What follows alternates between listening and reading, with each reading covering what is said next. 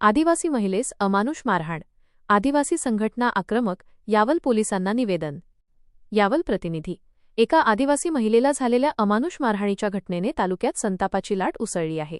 या प्रकरणातील दोषींवर कठोर कारवाई करण्यात यावी, या मागणीसाठी विविध आदिवासी संघटनांनी आक्रमक पवित्रा घेत आज यावल पोलीस स्टेशनवर धडक दिली आणि पोलीस निरीक्षकांना निवेदन सादर केले।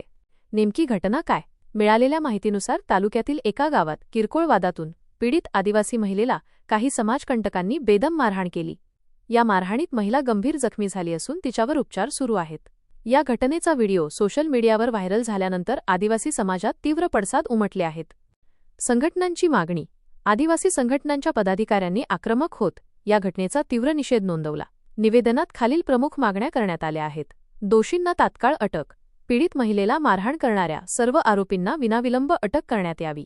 अॅट्रॉसिटी कायद्यांतर्गत गुन्हा या प्रकरणातील गांभीर्य लक्षात घेता आरोपींवर अनुसूचित जाती जमाती अत्याचार प्रतिबंधक कायद्यान्वये अॅट्रॉसिटी ॲक्ट कडक गुन्हे दाखल करावेत। पीडितेचे संरक्षण, पीडित महिलेला आणि तिच्या कुटुंबाला पोलीस संरक्षण देण्यात यावे। प्रशासनाचा प्रतिसाद। निवेदन स्वीकारताना यावल पोलिसांनी आश्वासन दिले की या प्रकरणाचा तपास वेगाने सुरू असून कोणालाही पाठीशी घातले जाणार नाही। कायद्यानुसार दोषींवर लवकरात लवकर कठोर कारवाई केली जाईल।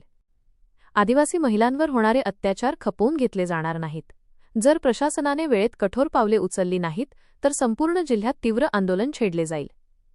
आदिवासी संघटना पदाधिकारी। यावेळी विविध आदिवासी संघटनांचे कार्यकर्ते, पदाधिकारी आणि ग्रामस्थ मोठ्या संख्येने उपस्थित होते। किनगाव येथे झालेली एका महिलेला मारहाण केलेली आहे। त्या संदर्भात आपण फिर्यादीने कंप्लेंट देऊन 3 दिवस झालेले आहे। गुन्हे दाखल झालेले आहे। अद्यापपर्यंत पोलिसांनी कोणत्याही प्रकारची कारवाई न केल्यामुळे एकता मंच टीम या ठिकाणी येऊन आपण त्यांना निवेदन, पोलीस डिपार्टमेंटला निवेदन दिलेलं आहे की या संदर्भात त्वरित त्यांना अटक करा व कायदेशीर कारवाई करा।